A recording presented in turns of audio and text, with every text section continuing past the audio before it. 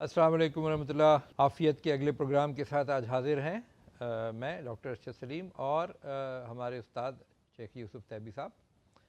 और जैसा कि हम आपके साथ गुफ्तगू करते आए हैं आफ़ियत में, उसको एक दफ़ा यादा कर लेते हैं। वो ये कि आफ़ियत के अंदर हम 4 ख़राब आदतों का ज़िक्र करते हैं। स्टेज 1 यानी जब आप सेहत की हालत में होते हैं, 4 ख़राब आदतें आपको सेहत की हालत से अगली कमज़ोरी की हालत में ले जाती हैं। और वो 4 ख़राब आदतें या 4 जहरीली बातें, जहरीला खाना, जहरीली सोच, जहरीला तर्ज़ ज़िंदगी और जहरीला माहौल है।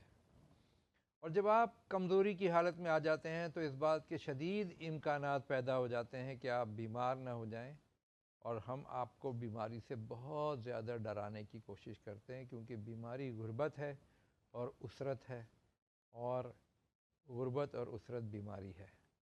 तो हम कहते हैं कि कमज़ोरी में कैसे पहचाने कि क्या 4 रेड फ्लैग, 4 सुर्ख निशान आपकी ज़िंदगी में आ गए, जिसको आप पहचानें, उसका तदारुक करें और वापस अपनी सेहत की तरफ चलें, जिसको हम कहते हैं कि ये आपका यू टर्न है।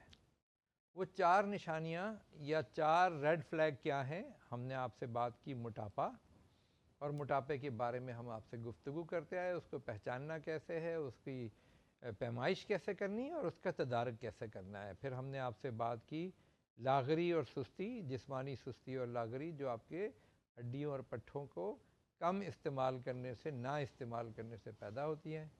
तीसरी बात हमने आपसे की कि आपकी जो स्लीप इश्यूज़ हैं या आपकी नींद के मसाइल हैं, वो पैदा हो जाते हैं ख़राब आदतों से, और ये एक बीमारियों या कमज़ोरियों की बहुत बड़ी निशानी है।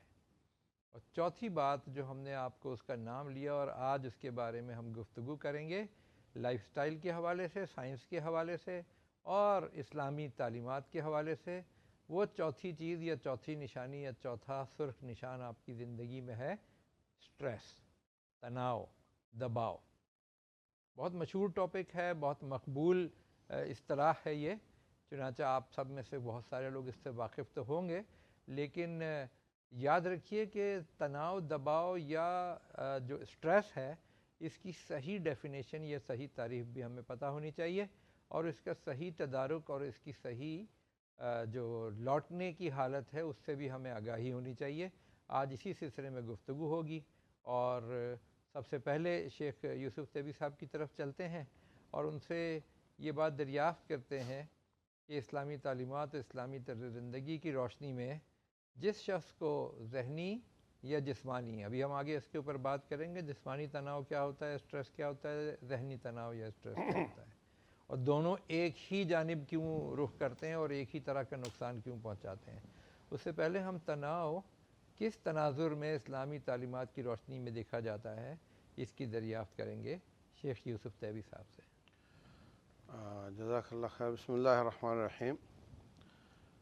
देखें, अल्लाह तबारक व तआला ने हमें मोअतदिल उम्मत बनाया है। व कज़ालिक जअलनाकुम उम्मतन वसता। वसत का माना, दरमियानी का माना ये नहीं कि एक बच्चे के नंबर 70 हैं, एक के 80 हैं और एक के 90 हैं, तो 80 वाला दरमियाना हुआ, ऐसा नहीं। बल्कि इसको यूँ समझें कि एक चोटी है और चारों तरफ नीचे हैं और बीच वाला सबसे ऊपर है, तो वो बीच वाला भी है और ऊपर वाला भी है। तो इस्लाम में वसतियत ये है कि आप इफ़रात और तफरीत से बचें।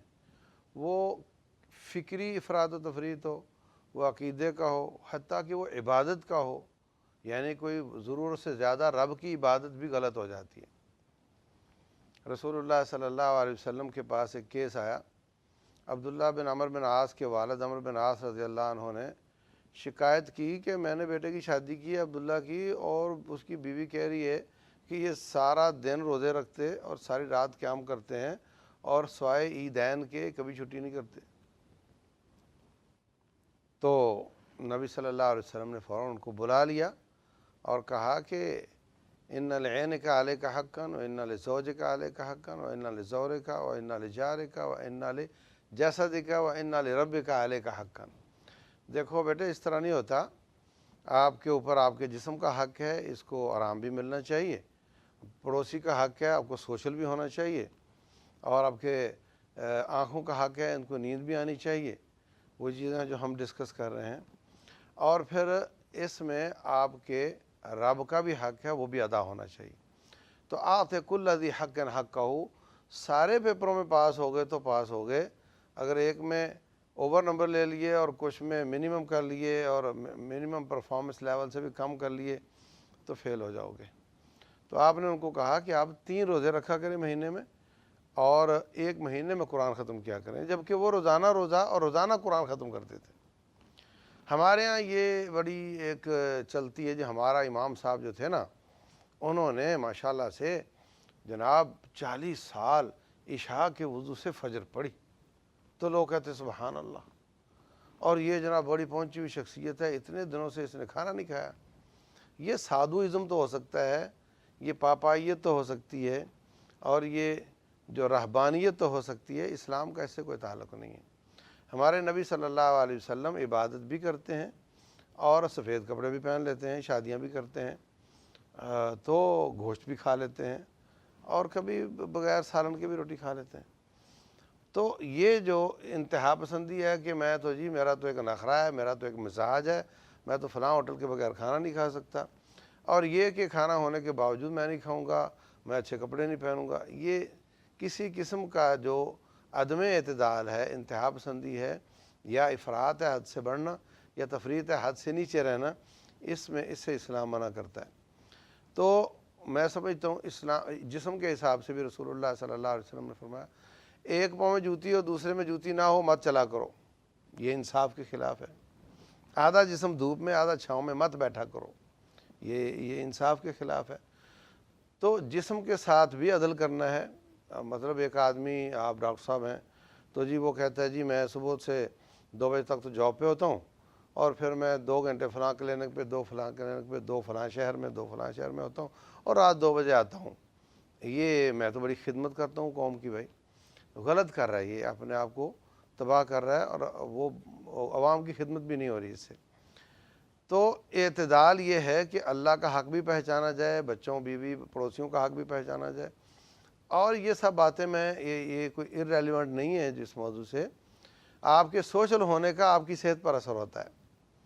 امریکہ نے ایک ریسرچ چلائی تھی 1.5 سال پہلے، مختلف قسم کے لوگوں کو لیا، یہ ڈرائی فروٹ زیادہ کھاتا تھا، یہ زیادہ گوشت وغیرہ کھاتا تھا، یہ زیادہ سبزیاں کھاتا تھا، یہ زیادہ ورزش کرتا تھا، یہ زیادہ سوشل تھا. تو کہا دیکھتے ہیں کہ ان میں 10 لوگ، وہ 12 یہ 10 یہ 12 یہ، ان میں جلدی کون مرتے ہیں اور لیٹ کون مرتا ہے. تو پتہ چلا کہ جو سوشل تھا زیادہ، جس کی خوراک بہت اچھی نہیں تھی مگر وہ سوشل تھا، تو وہ سب سے آخر میں مرے. تو یہ بھی ایک خوراک ہے، سوشل ہونا بھی ایک خوراک ہے. تو ویسے بھی رسول اللہ صلی اللہ علیہ وسلم فرماتے ہیں انظروا الی من هو اسفل منکم، آپ نے سے نیچے والے کو دیکھو، ولا تنظروا الی من هو فوقکم، اوپر والے کو مت دیکھو. اس سے کیا ہوگا، ہوا اجدر اللہ تزدروا نعمت اللہ علیکم، تم اپنے اوپر رب کی نعمتوں کی ناشکری اور ناقدری نہیں کرو گے. اسٹریس کا پیدا ہوتی ہے. میں نے آپ کو پہلے بھی مثال دی تھی کہ ایک آدمی نے وائٹ بورڈ پہ 1 فٹ کی لکیر لگائی اور اپنے شاگردوں سے کہا کہ اس کو چھیڑنا نہیں ہے، اس کو چھوٹا کرنا ہے. تو کسی سمجھدار بچے نے اس کی بغل میں 1.5 فٹ کی لکیر لگا کر کہا جی آپ کی لکیر چھوٹی ہو گئی. تو جب آپ کا صبر بڑا ہوگا اور آپ کی توقعات چھوٹی ہوں گی تو آپ سٹریس میں نہیں جائیں گے، اور اگر آپ کا صبر چھوٹا ہو گیا، توقعات زیادہ ہو گئیں، آپ سٹریس میں جائیں گے. اس میں غربت اور امیری کا کوئی تعلق نہیں ہے. ایک آدمی 25,000 تنخواہ لیتا ہے نا، تو اس کی توقعات اگر 20,000 والی ہیں تو وہ سٹریس سے باہر ہوگا. اور ایک آدمی 5 لاکھ تنخواہ لیتا ہے اور اس کی توقعات 6 لاکھ کی ہیں، وہ سٹریس میں ہوگا. امیری اور غریبی کا اس سے کوئی تعلق نہیں. ہمارے ہاں جتنے بھی پوری دنیا میں خودکشی کے واقعات آتے ہیں وہ غریبوں کے نہیں ہوتے، وہ بڑے بڑے کروڑ پتیوں کے ہوتے ہیں. اور رسول اللہ صلی اللہ علیہ وسلم، بخاری شریف کی حدیث ہے، ایک عورت آ کر کہتی ہے جی میں آپ سے شادی کرنا چاہتی ہوں. وامرأة مؤمنة ان وهبت نفسها للنبی، اللہ تعالیٰ فرماتے ہیں کہ نبی آپ کو کوئی عورت آ کر کہے شادی کر لیں تو آپ کر سکتے ہیں. تو امتی اور نبی کا فرق یہ ہے کہ وہ خود ولی ہیں ساری امت کے، ان کو کسی ولی کی اجازت کی ضرورت نہیں ہے. تو 2 گواہ ہوں گے اور وہ یا وہ قبول فرما لیں تو نکاح ہو جائے گا، جبکہ امتی کے لیے 2 گواہ بھی چاہیے اور ولی کی اجازت بھی چاہیے ہوتی ہے۔ تو آپ نے خاموشی اختیار کی، پھر اس نے کہا پھر خاموشی اختیار کی، پھر کہا پھر خاموشی اختیار کی۔ ایک ساتھی بیٹھا کہتا ہے حضرت اگر آپ کا پروگرام نہیں تو میری شادی کر دیں اس سے۔ اچھا تیرے پاس کیا ہے اس کو دینے کے لیے؟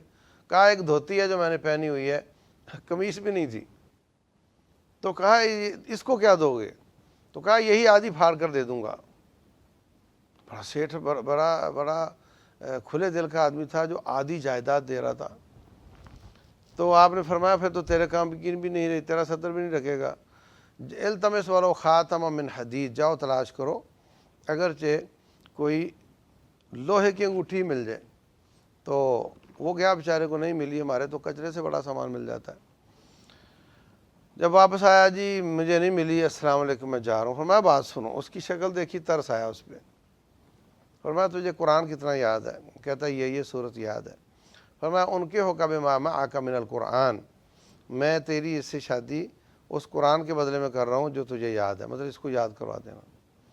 اب آپ اندازہ لگائیں کہ ان دونوں کی توقعات کتنی کمزور ہوں گی اور ان کا صبر کتنا بڑا ہوگا کہ ان کو نہیں معلوم کہ ہم نے کس گھر میں جا کر رات گزارنی ہے اور اب شام کو کیا ہم نے کھانا ہے، اور تن پہ کپڑے پورے نہیں ہیں، شادی کر کے بیٹھ گئے۔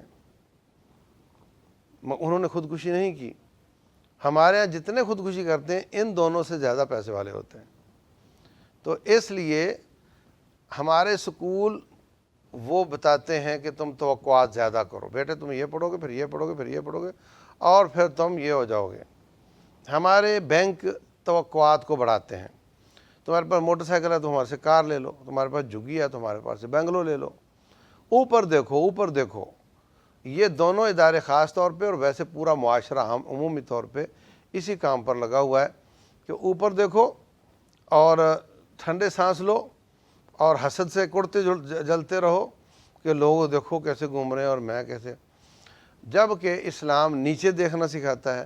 اور اس کے مقابلے میں پھر آپ کی توقعات ہی جب بہت کمزور ہو جاتی ہیں، پھر جو اللہ تعالیٰ نے قسمت میں لکھا ملتا ہے تو انسان اس پہ خوش رہتا ہے اور اس کو زیادہ ٹینشن نہیں ہوتی۔ تو ڈاکٹر صاحب یہی کمپیئر کرنا، یہی 2 جز ہیں کہ توقعات اور صبر کا تقابل ہوتا ہے، یا میڈیکلی کوئی اور چیز بھی اس میں آتی ہے جس میں؟ شیخ صاحب بہت عمدگی کے ساتھ آپ نے بیان فرمایا، اور جو لوگ بھی سائنس اور سائیکالوجی اور انسانی نفسیات اور معاشرتی رویوں کے طلبگار ہیں، طالب علم ہیں، ان کو یہ بات بڑی اچھی طرح سمجھنی چاہیے، یہ توقعات اور اویلیبلٹی یعنی حاصلات کا فرق، کہ آپ کی توقعات اور حاصلات میں جتنا فرق ہوگا آپ کا اسٹریس لیول اتنا ہی زیادہ ہوگا۔ ایک دوسرا سورس ہے اسٹریس کا، اور وہ ہے جسمانی تعاملات یا باڈیلی ریئیکشنز۔ وہاں بھی تقریباً یہی فارمولہ لاگو ہوتا ہے اگر ہم اس کی سادگی سے اس کو انالیسس کریں، اس کو سمجھنے کی کوشش کریں، تو باڈی کا ہر فنکشن جو ہے وہ آپ کو یا تو اسٹریس میں مبتلا کر سکتا ہے یا اسٹریس سے بچا سکتا ہے، اور اس کا تعین یہ ہوتا ہے کہ باڈی کے اس کام کا جو اس کا عدل ہے یا اس کا جو عدل کے ساتھ استعمال ہے وہ کیا ہے۔ کھانا پینا ہے فار ایگزامپل، آپ کی باڈی آپ کو بتاتی ہے کہ آپ کو کتنی بھوک لگی ہے، آپ کا معدہ آپ کو بتاتا ہے وہ کتنا ہضم کر سکتا ہے، اور آپ کا جسم آپ کو بتاتا ہے کہ وہ کتنا کھا کر تر و تازہ ہو جاتا ہے۔ جب ہم اس سے کم کھائیں گے تو بھی ہمیں تناؤ یا اسٹریس کا سامنا کرنا پڑے گا، جب ہم اس سے زیادہ کھائیں گے تو بھی تناؤ یا اسٹریس کا سامنا کرنا پڑے گا۔ ہمارا جسم جانتا ہے کہ میرے بازو کتنا وزن اٹھا سکتے ہیں، میری ٹانگیں کتنا چل سکتی ہیں، اور میرا سر یا کاندھے کتنا بوجھ اٹھا سکتے ہیں۔ جب ہم اس سے زیادہ اس کو استعمال کرتے ہیں تو بھی اسٹریس ہوتا ہے، اور جب ہم اس سے کم استعمال کرتے ہیں تو ہم نے جب ذکر کیا تھا نشانی کا عضلاتی کمزوری یا سستی، وہ بھی آپ کو اسٹریس کی طرف لے جاتی ہے۔ یہاں ایک بات کا شیخ صاحب ذکر ضروری ہے کہ جو ذہنی طور سے تناؤ یا دباؤ ہے جو کہ توقعات اور حاصلات کے درمیان فرق سے پیدا ہوتا ہے، یا جسمانی دباؤ جب ہم اپنے جسم کے کسی بھی فنکشن کو، ایک یا ایک سے زیادہ فنکشن کو اس کی کیپیسٹی سے عدل سے زیادہ استعمال کرنا یا کم استعمال کرنا شروع کر دیتے ہیں، جیسا کہ ہم نے بھوک پیاس یا پٹھوں کے بارے میں کہا۔ دونوں صورتوں میں اسٹریس کا جو ڈیمانسٹریشن ہے، جو اس کی ترکیب ہے، جو اس کا باڈی پہ اثر ہے، وہ ایک ہی طرح ہوتا ہے، اور وہ ہوتا ہے ایک خطرناک عدل کی حالت میں تو وہ ہارمون ٹھیک ہے، لیکن عدل سے زیادہ اس کا جسم کے اندر گردش کرنا خطرناک ہے، اس کا نام ہے کورٹیسول۔ کورٹیسول اللہ نے ہمارے جسم میں وہ ہارمون بنایا ہے، وہ رطوبت بنائی ہے جو کہ سارے جسم میں دوڑتا پھرتا ہے اور تقریباً جسم کے تمام خلیوں کو ہدایات دینے کی صلاحیت رکھتا ہے، ڈائریکٹلی یا انڈائریکٹلی، یا تو وہ خلیے سے ڈائریکٹ اس کی زبان میں بات کرتا ہے، یا کسی اور پیغامبر خلیے یا الیکٹریسٹی یا کسی اور رطوبت کو حکم دیتا ہے، اور وہ پھر رطوبت، الیکٹریسٹی یا پیغامبر اس خلیے کے ساتھ بات کرتا ہے۔ دونوں صورتوں میں کورٹیسول کی ضرورت سے زیادہ خون میں اور جسم میں موجودگی، جس کا جو باعث ہوتا ہے، وجہ ہوتی ہے، وہ اسٹریس ہوتا ہے، خطرناک ہوتی ہے۔ کورٹیسول انسولین ریزسٹنس کو پیدا کر سکتا ہے، انسولین ریزسٹنس ہے تو بڑھا سکتا ہے، شوگر کے لیول کو بڑھا دیتا ہے۔ کورٹیسول حکم دیتا ہے پٹھوں کو کہ کم شوگر کھاؤ، بلڈ کے اندر شوگر رہنے دو۔ کورٹیسول حکم دیتا ہے جگر کو کہ شوگر کو ہضم مت کرو۔ کورٹیسول حکم دیتا ہے دماغ کو کہ زیادہ کام کرو، زیادہ وولٹیج پیدا کرو۔ کورٹیسول حکم دیتا ہے کہ نیند نہیں آنی چاہیے۔ کورٹیسول گردوں پر دباؤ ڈالتا ہے۔ کورٹیسول دل کو زیادہ دھڑکاتا ہے۔ کورٹیسول خون کی شریانوں کے لچک کو ختم کر کے ان کو سخت ہونے کا حکم دیتا ہے۔ غرض کہ کورٹیسول کی ضرورت سے زیادہ جسم میں موجودگی ایسے احکامات کا باعث بنتی ہے جس کی پابندی کرنے کے بعد جسم کے خلیے، عضلات اور پٹھے متاثر ہوتے ہیں اور نقصان پہنچاتے ہیں اپنے آپ کو، اور یہی باتیں لانگ ٹرم میں لمبے عرصے تک موجود رہیں تو جو ہم بات کرتے ہیں متعدی اور غیر متعدی بیماریوں کا سبب بنتی ہیں۔ یہاں تک کہ کورٹیسول کی زیادتی ہی امیونٹی یا مدافعتی نظام کو کمزور کرتی ہے، اور انسان مختلف جراثیم کا جن کا وہ عام حالت میں شکار نہیں ہوتا، وہ اس کورٹیسول کی حالت میں، کورٹیسول کی زیادتی کی حالت میں اپنی مدافعتی نظام کو کھو بیٹھتا ہے اور ایسی بیماریوں کا شکار ہو جاتا ہے جو عام حالت میں اس پر اثر انداز نہیں ہوتی۔ یہی وجہ ہے کہ ہم جب دیکھتے ہیں کہ کوئی شخص ذہنی تناؤ کا شکار ہوتا ہے تو اس کو متعدی اور غیر متعدی بیماریاں بھی لگ جاتی ہیں، اور اس کی سب سے بنیادی وجہ یہی کورٹیسول ہے۔ اب سوال یہ پیدا ہوتا ہے، اور یہ بات ہمیں سمجھنی چاہیے شیخ صاحب سے اور دین کی جو تعلیمات ہیں ان کی روشنی میں، کہ ہم اپنے جسم کی، ذہن کی اور اپنے معمولات کی حد کو کیسے متعین کریں، اعتدال کیا ہے، حد کیا ہے، تاکہ ہم اس سے نہ دائیں جانب زیادتی کی طرف جائیں اور نہ بائیں جانب ان کی کمی کی طرف جائیں۔ اس معاملے میں اسلامی تعلیمات اور اسلامی معمولات کی جو تعلیم ہے وہ کیا کہتی ہے؟ بسم اللہ الرحمن الرحیم۔ ڈاکٹر صاحب بہت گہری بات ہے جو آپ نے فرمائی ہے۔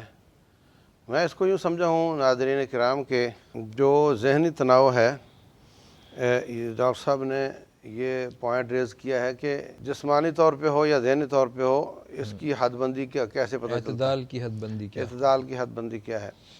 تو یہ بات کرنے سے پہلے میں ایک بات کرنا چاہ رہا ہوں کہ ذہنی تناؤ، آپ نے کبھی سوچا کہ ایک آدمی ادھر دیکھ رہا ہے اور آپ اس کے پاس سے گزر گئے اور آپ نے سلام کیا، اس نے جواب تک نہیں دیا، تو آپ اس کو کہتے ہیں بھائی تم نے مجھے پہچانتے نہیں ہو، میں آ کر ملا ہوں، سلام کیا، تو نے مجھے جواب تک نہیں دیا۔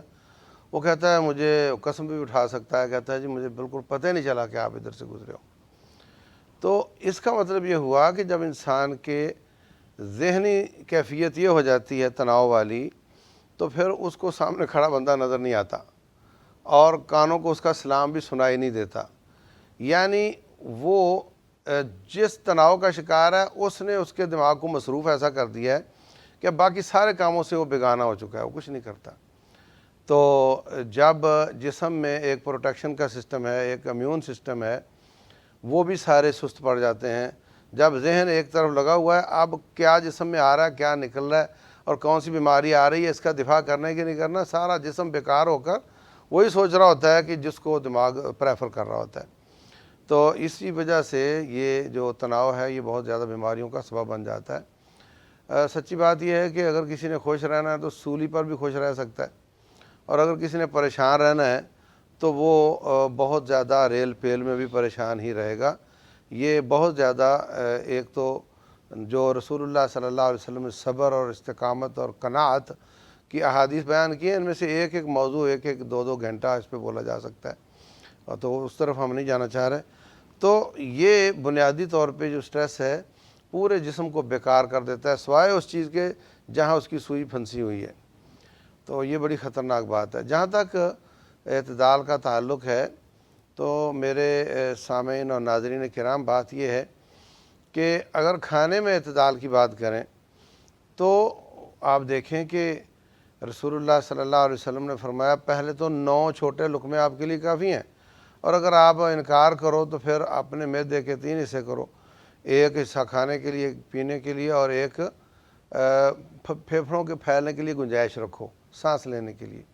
تو یہ اس کی حد بندی آ گئی۔ اس سے زیادہ کھائیں گے تو ٹینشن ہو جائے گی، اس سے کم کھائیں گے تو بھی ٹینشن اور ڈپریشن میں آپ چلے جا سکتے ہیں۔ جہاں تک نیند کا تعلق ہے تو اس پر بھی ہم لمبی بحث کرتے آ رہے ہیں کہ رسول اللہ صلی اللہ علیہ وسلم کی نیند رات کی 4-5 گھنٹے تھی، اور دن کے وقت آدھا گھنٹہ آپ قیلولہ فرماتے تھے۔ اگر آپ اس پر چلنا شروع کر دیں، میں آپ کو یقین دلاتا ہوں یہ مطلوبہ نیند پوری ہونے کے بعد ہر پیرامیٹر پر اللہ تعالیٰ نے جسم کے اندر ایک الارمنگ سسٹم لگایا ہوا ہے۔ وہ چارپائی آپ کو خود کہے گی اٹھ جاؤ، آپ کو کوئی اذان نہ سنے، کوئی چیز نہ ہو، سناٹا بھی ہو، اندھیرا بھی ہو، آپ کی آنکھ کھل جائے گی اور آپ کو مزید سونے کو دل نہیں چاہے گا۔ ہاں، یہ ہے فطرت۔ اگر آپ پھر سو گئے، زبردستی سو گئے اور پھر سوتے چلے گئے تو پھر وہ فطرت خراب ہو جاتی ہے، الارمنگ سسٹم خراب ہو جاتا ہے۔ اسی طرح دیکھو صحابہ کرام رضی اللہ عنہم کیسے اٹھتے تھے، ان کے پاس تو کوئی الارمنگ سسٹم نہیں تھا، اور وہ مناسب کھاتے بھی تھے۔ تو کھانے میں بھی اور اس میں بھی آپ کا پیٹ بتا دیتا ہے کہ آپ مزید گنجائش نہیں، لیکن پریشانی اس وقت کھڑی ہوتی ہے جب آپ کا معدے کا مسئلہ ہے اور مشورہ آپ آنکھوں سے کر رہے ہیں اور زبان سے کر رہے ہیں۔ کیا مطلب؟ پیٹ کہتا ہے کہ بس ختم، اور زبان کہتی ہے نہیں اب اتنا سارا کھانا کس نے کھانا ہے۔ زبان کی لذت چاہ رہی ہے میں مزید کھاؤں، آپ پیٹ کی بات پیٹ سے پوچھنی چاہیے آپ کو، آپ پوچھ رہے ہیں زبان سے۔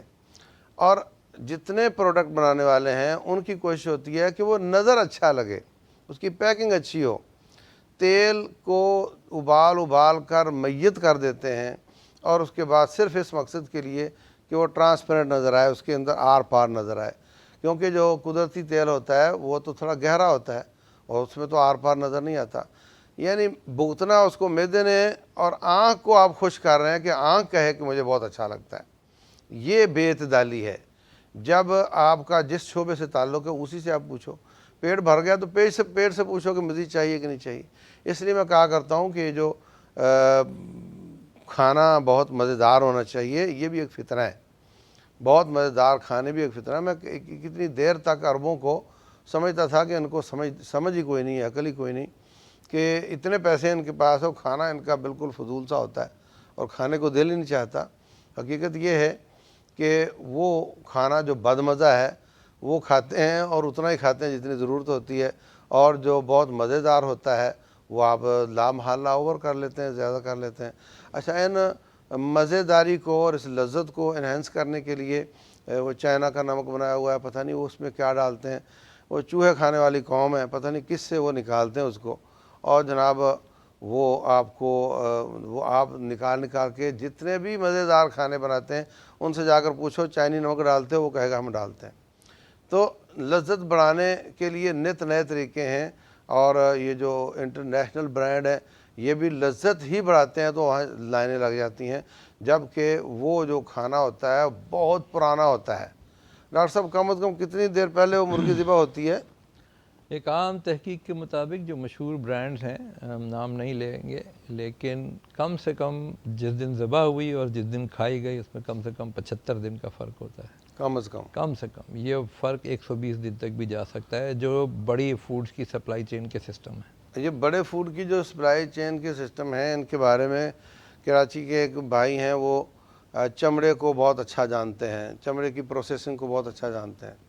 تو کہنے لگا کہ ان کی آپ ہڑتال ہو جائے، ملک پہ اللہ نہ کرے حملہ ہو جائے اور کچھ بھی ہو جائے، ان کے یہاں گوشت ختم نہیں ہوگا، بجلی بند ہو جائے، فریجیں بند ہو جائیں، ان کے پاس چلانے کی کوئی طاقت بھی نہ ہو، پر ان کا گوشت ختم نہیں ہوگا۔ میں نے کہا وہ کیسے؟ تو کہنے لگے کہ یہ چمڑے سے گوشت بناتے ہیں، پہلے چمڑے کو پروسیس کر کے خشک کر لیتے ہیں، پھر ان کے پاس مشین ہے، اس میں اس کا ان پٹ چمڑا ہے اور آؤٹ پٹ گوشت ہے، تو وہ اس طرح بنا رہے ہوتے ہیں۔ وہ کسی چیز سے بھی بنائیں، آپ کو غرض تو لذت سے ہے، وہ پیدا کر دیتے ہیں، تو آپ اس کو کھانے میں بڑی لذت محسوس کرتے ہیں اور اس کو بڑا اسٹیٹس سمجھتے ہیں، جناب میں نے تو وہاں کھانا کھایا۔ تو یہ سب چیزیں فتنہ ہے، باد اعتدالی ہے۔ تو آپ پیٹ کے بارے میں پیٹ سے پوچھیں، آنکھ کے بارے میں آنکھ سے پوچھیں، زبان سے بارے میں زبان سے پوچھیں کہ اس کو کیا چاہیے اور اس کو اعتدال میں رکھیں، تو انشاءاللہ اسٹریس سے آپ بچ جائیں گے۔ اور اگر آپ معاملہ پیٹ کا پوچھیں گے آنکھ اور زبان سے تو پھر وہ تو زیادتی ہوگی، اور جب زیادتی ہوگی معدے میں تو وہ معدہ بیچارہ پریشان ہو کر ایک تو کوشش کرے گا کہ پورا پروسیس کیے بغیر ہی اس کو نکالنے کی کوشش کرو۔ اگر آپ نے بہت زیادہ کھا لیا تو معدے والا قے کے ذریعے نکال دے گا اور بڑی آنت والا وہ موشن کے ذریعے نکال دے گا۔ یہ اس کے سب حربے ہیں آپ کی ڈالی ہوئی مصیبت سے جان چھڑانے کے لیے۔ تو ہمیں اللہ تعالیٰ کا مال سمجھ کر، یہ مال جو ہم کماتے ہیں اللہ کا مال ہے، اس کو اعتدال کے ساتھ رکھنا چاہیے۔ پورے آپ کا ماحول، آپ کی نیند، آپ کا حتیٰ کہ کام، بعض لوگ کام 12 گھنٹے کرتے ہیں اور وہ بعد میں جلدی بیمار ہو جاتے ہیں۔ تو سارے کام اپنے بچوں سے کہیں کہ وہ تھوڑے کی توقع رکھیں، وہ تھوڑے میں گزارا کریں اور مجھے سولی نہ چڑھائیں کہ میں سولی پہ چڑھ کر آپ کی مطالبات پورے کروں۔ اگر آپ کو اپنے باپ سے پیار ہے تو آپ اس کا خیال کریں اور اس کو باور کروائیں کہ ہم تھوڑے پہ گزارا کر لیں گے، آپ اپنی صحت کا خیال کریں۔ تو اسی طریقے سے بچے، اسی طرح سے بیوی، سب اعتدال کے ساتھ وقت گزاریں، تو اسی سے اللہ راضی ہوتے ہیں اور اسی سے جسم درست رہتا ہے، اسی سے ہم اسٹریس سے بچتے ہیں اور اسی سے اسٹریس کی جو سائیڈ ایفیکٹس ہیں اور اس کی کمپلیکیشنز ہیں ان سے ہم بچ سکتے ہیں۔ تو ڈاکٹر صاحب اس میں ایک بات یہ کہ کیا کورٹیسول کا کوئی اینٹی ڈوٹ ہے کہ ہم اپنی من مانیاں بھی کرتے رہیں اور جب کورٹیسول پیدا ہو تو ہم کوئی ایسی چیز کھا لیں کہ وہ نارمل ہو جائے؟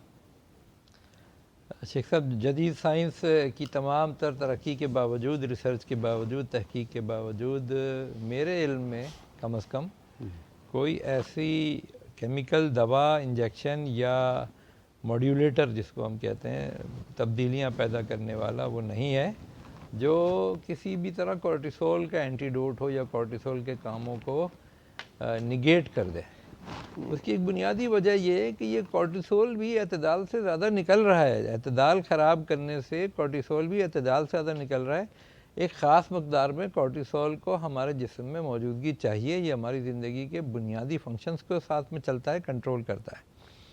تو میرا خیال ہے یہی وجہ ہے کہ سائنس اس بات سے اعتراض کرتی ہے، دور رہتی ہے کہ ایسی کوئی دوا ایجاد کی جائے یا کیمیکل ایجاد کیا جو کورٹیسول کو کل کرے، بیکاز کورٹیسول حیات کا ایک بنیادی جزو ہے اور اس کی خاص مقدار میں جسم میں موجودگی حیات کو برقرار رکھنے کے لیے، نارمل فنکشنز کو برقرار رکھنے کے لیے، جسم کی طاقت اور اعضائے رئیسہ کی طاقت برقرار رکھنے کے لیے انتہائی ضروری ہے۔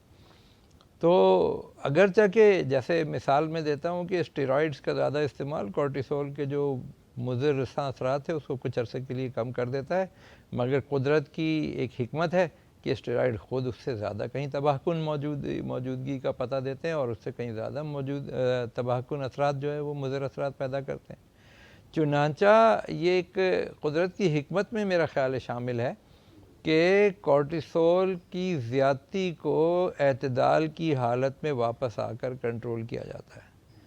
کورٹیسول کبھی بھی یہ نہیں کرتا کہ میں اعتدال میں آ جاؤں آج اور وہ کہے میں 3 دن تک اپنا لیول زیادہ رکھوں گا۔ فوری اثر کرتا ہے، چاہے وہ ذہنی دباؤ ہے چاہے جسمانی، دونوں صورتوں میں جس بے اعتدالی کی وجہ سے کورٹیسول بڑھے گا، فوری طور سے وہ بے اعتدالی ختم ہوتی ہے، اس کورٹیسول کا ری ایکشن بھی ہوتا ہے اور وہ اپنے اعتدال کی حالت میں خود بھی واپس آ جاتا ہے۔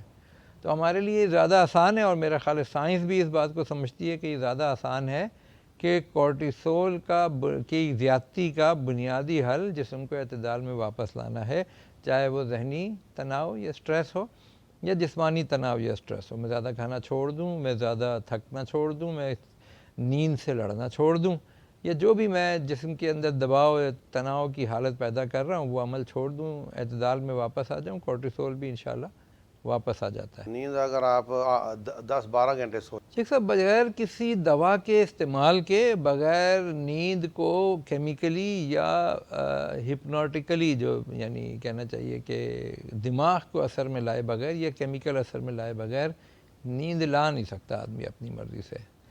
ایک ضرورت ہوتی ہے جسم کی وہ ضرورت پیدا کرنے کے لیے انسان کسی کیفیت میں آرام کی جاتا ہے، نیند خود بخود آتی ہے۔ جو لوگ بے خوابی کا شکار ہیں وہ اس بات کو جانتے ہیں کہ نیند کو اپنے اوپر جسم کے کانشیس یعنی اختیاری مرضی سے طاری نہیں کیا جا سکتا۔ چنانچہ جو لوگ یہ دعویٰ کرتے ہیں کہ ہم تو 12 14 گھنٹے سوتے ہیں، یا تو اگر وہ واقعی سوتے ہیں اس کا مطلب ہے کہ جسم چاہتا ہے سونا، کوئی قرضہ باقی ہے، ورنہ یہ جو سونا ہے یہ دراصل ایک طرح سے دماغ کا جاگنا اور جسم کا سستی لاغری میں پڑے رہنا ہے، اور وہ بھی اسٹریس ہے۔ جب انسان ضرورت سے زیادہ سستی لاغری کا اہتمام کرتا ہے، دماغ کو بیکار سوچوں میں الجھاتا ہے، جسم کو بستر پر ڈال کر رکھتا ہے، تو وہ بھی جسم کے اعتدال کی حد کو کراس کرتا ہے، وہ بھی اسٹریس ہے۔ نیند وہ اپنی مرضی سے اختیاری طور سے اپنے اوپر طاری نہیں کر سکتا۔ یعنی ڈاکٹر صاحب ایک آدمی نیند پوری کرنے کے بعد نہیں اٹھ رہا، پھر لیٹ گیا ہے، تو پھر اس کو نیند آ وہ جائے گی؟ لاغری اور وہ ہے، وہ اگر نیند آ رہی ہے، واقعی نیند آ رہی ہے، تو وہ بہت قلیل عرصے کے لیے ہوگی، اور وہ نیند کا جو آنا ہے وہ جیسے ہی نیند پوری ہوگی اس کی آنکھ کھل جانی ہے۔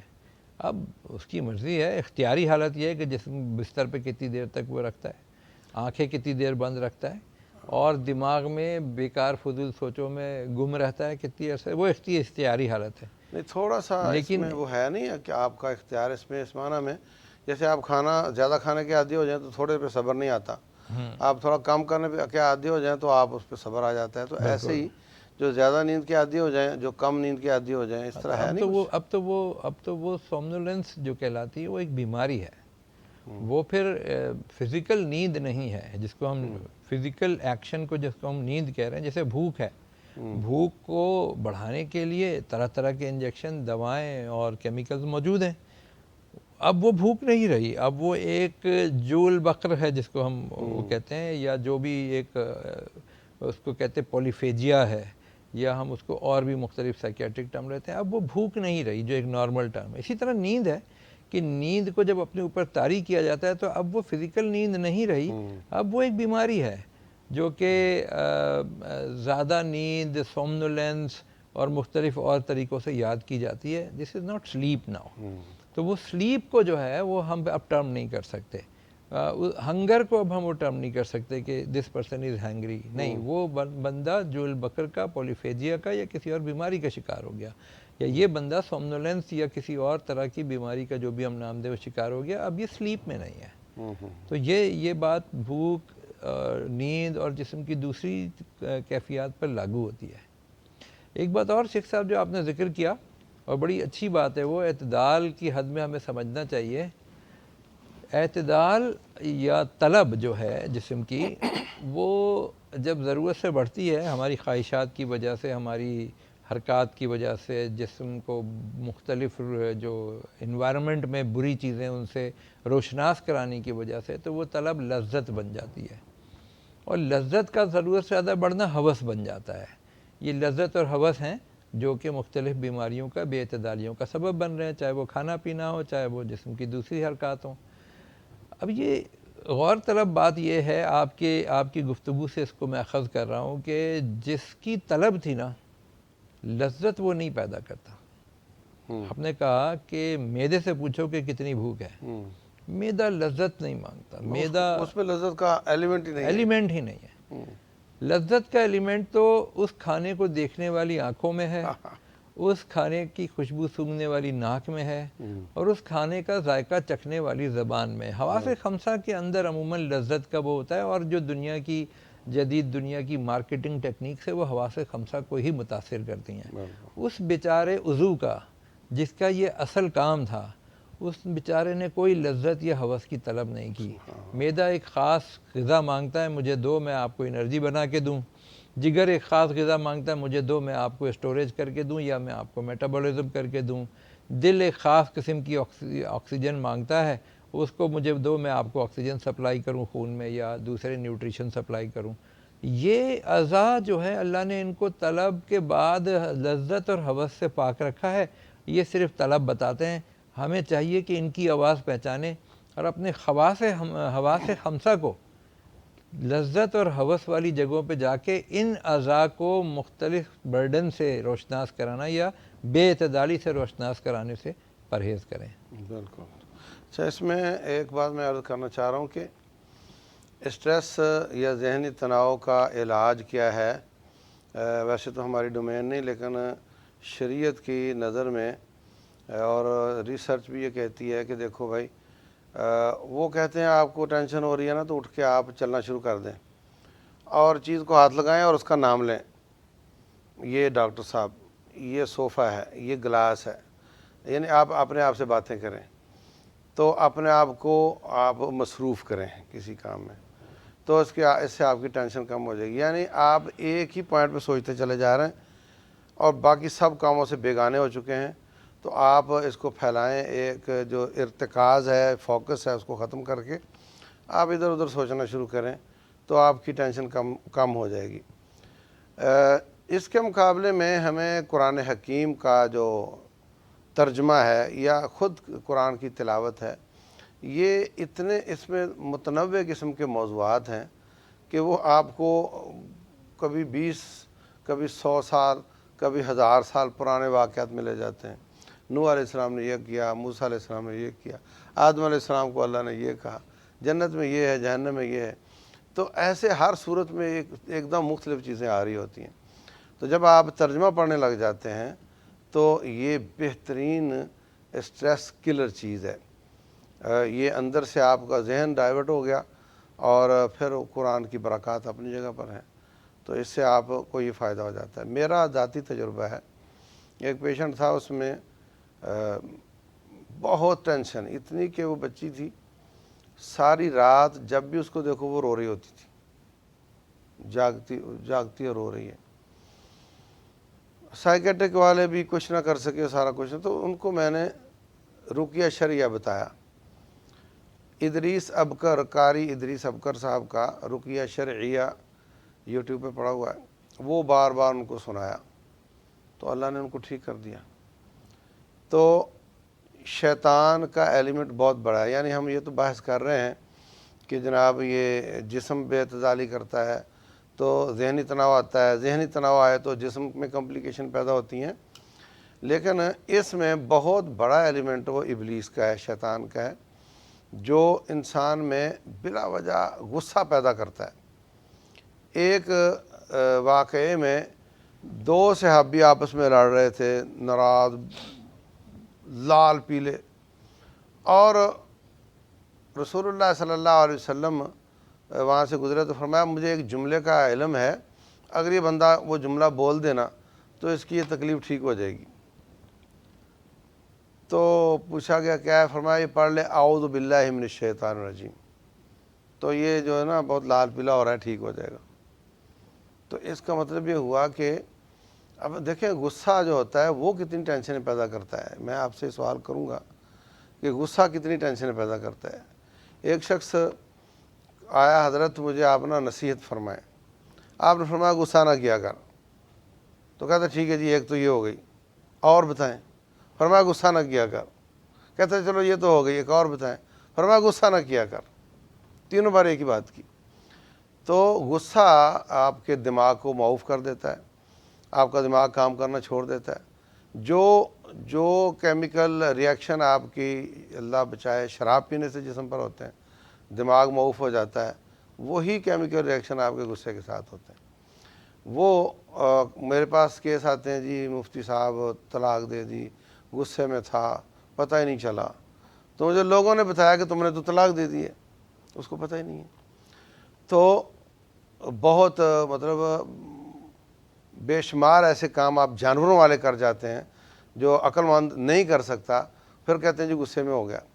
تو غصہ کہاں سے آتا ہے؟ ابلیس کی طرف سے آتا ہے، شیطان غصہ دلواتا ہے۔ تو اس کا حل اعوذ باللہ من الشیطان الرجیم پڑھنا. اگر آپ کو زیادہ غصہ آتا ہے، آپ کے گھر میں لڑائی ہے، آپ وہ رقیہ شریعہ پلے کریں گھر میں، لڑائیاں ختم ہو جاتی ہیں. ٹینشن ہے تو ٹینشن ختم ہو جاتی ہے. جادو ٹونا یہ سو اینڈ سو سب ختم ہو جاتے ہیں اللہ کے فضل سے. 24 گھنٹے 1 مہینہ چلا لیں اس کو. اور پھر آپ کے غصے کی کیفیت کام جب ہو جاتی ہے تو سارے کام درست ہو جاتے ہیں. غصے کی وجہ سے جو کچھ ہو رہا ہوتا ہے وہ سارے کام درست ہو جاتے ہیں. تو اگر آپ قرآن، سنت، سیرت نبوی، صحابہ کرام کی سیرت، صحابیات کی سیرت پڑھنا شروع کر دیں تو آپ کو وہ بھی جو میں پہلے عرض کیا تھا کہ نیچے دیکھو، تو توقعات اور صبر کا بیلنس بھی ٹھیک ہو جاتا ہے، کیونکہ آپ لامحالہ ان سے اچھی زندگی گزار رہے ہیں. اور اگر ان کے واقعات، ان کی تکلیفیں، ان کی برداشت جب آپ پڑھتے اور سنتے ہیں تو اس سے وہ ٹینشن کا علاج بھی ہو جاتا ہے. اور یہ بھی ہو جاتا ہے کہ آپ نیچے دیکھتے ہیں تو آپ کو صبر آ جاتا ہے. اور پھر اس کے ساتھ جو روحانیت ملتی ہے اور جو شیطان دور ہو جاتا ہے، اس کی وجہ سے بھی بہت فائدہ ہو جاتا ہے. یہ میرے ذاتی تجربات بھی ہیں، لوگوں نے بھی شیئر کیے ہیں. تو میں سمجھتا ہوں کہ ویسے تو ہم علاج بتانے والے یہاں پہ نہیں ہیں، لیکن یہ ایک روحانی چیز ہے، اس پر ہمیں عمل کرنا چاہیے. لوگ نا اس کا علاج کرتے ہیں موسیقی کے ساتھ. موسیقی کے ساتھ اس کا علاج ممکن نہیں. موسیقی خود ایک بیماری ہے. اب دیکھیں نا، آپ کو جیسے اسٹیرائڈز کی بات کر رہے تھے، کوئی بھی بیماری ہے اسٹیرائڈز لے لیں تو آپ کو لگے گا میں ٹھیک ہوں، جبکہ وہ گھوم کر اس سے بڑی بیماری لے کر آتا ہے. تو جو شخص اسٹریس کا علاج ڈانسنگ سے اور موسیقی سے کرتا ہے، وہ یوں سمجھو کہ ہر بیماری کا علاج یہ اسٹیرائڈز کے ساتھ کرتا ہے. اور جو اس کا علاج قرآن پڑھ کر، ترجمہ پڑھ کر، سیرت نبوی، سیرت صحابیات پڑھ کر کرتا ہے، وہ اس کا پراپر علاج کرتا ہے. یہ ایک اضافہ تھا. ڈاکٹر صاحب، غصہ انسان پر کیا اثرات چھوڑتا ہے؟ بڑا عمدہ سوال ہے شیخ صاحب. اور غصہ ایک جذبہ ہے، اور انسان کی ایک کمزوری ہے بشری کہ وہ جذبات کا شکار ہو سکتا ہے. یہ جو جذبات ہیں یہ دراصل انسان کو نقصان پہنچاتے ہیں، اور جو غیر ضروری توقعات کا معاملہ ہے وہ انہی جذبات سے پیدا ہوتا ہے. چنانچہ ہم نے جو شروع میں بات کی کہ توقعات کا پورا نہ ہونا، کہ حاصل جو ہے وہ دیکھ نہیں رہا، توقع زیادہ رکھی ہوئی، اس کا جو ڈفرنس زیادہ ہو گیا. تو یہ اسی طرح غصہ کیا ہے؟ غصہ کچھ کھو گیا اس لیے ہے، یا کچھ ملا نہیں اس لیے ہے. توقع پوری نہیں ہوئی. توقعات، غصہ توقعات کا امبیلنس ہی ہے. جس شخص میں توکل ہے، توقعات کو حصول کے ساتھ بیلنس کرنا جانتا ہے، اس کو غصے کا قابو ہے. جو اپنی توقعات پہ قابو نہیں پا سکتا، کھو دیا تو ناراض ہے، اور پایا نہیں تو ناراض ہے. تو یہ دراصل توقعات ہے توکل کے برخلاف. تو وہ توکل کے برخلاف توقعات غصہ پیدا کرتی ہیں، اور جیسے ہم نے کہا بے اعتدالی پیدا کرتی ہیں، کورٹیسول پیدا کریں گی، اور وہ نقصان ہوگا. باقی جذبات بھی اسی طرح سے ہیں، جتنے جذبات ہیں. مزے کی بات یہ لوگوں کو سمجھنا چاہیے کہ خوشی جذبہ نہیں ہے، خوشی ایک کیفیت کا حصول ہے. اس بات کو سمجھیں، غور کریں. کسی وقت کسی پروگرام میں اس پر بات کریں گے کہ جذبات سے انسان کو چھٹکارا پانا چاہیے. افسردگی فار ایگزامپل، مثال کے طور پر، افسردگی ایک جذبہ ہے. اگر یہ جذبہ برحق ہوتا تو رسول اللہ صلی اللہ علیہ وسلم کے والد کا انتقال ان کی پیدائش سے پہلے ہو گیا، والدہ کا انتقال پیدائش کے کچھ دیر بعد ہو گیا، جن کا دودھ پیا ان سے چھوٹی عمر میں چھڑائے گئے، چاچا جنہوں نے پالا چھوٹی عمر میں ان کا انتقال ہو گیا، جن سے شادی کی جوانی کی حالت میں ان کا انتقال ہو گیا، جنگیں ہوئیں، قبیلے نے نکال دیا.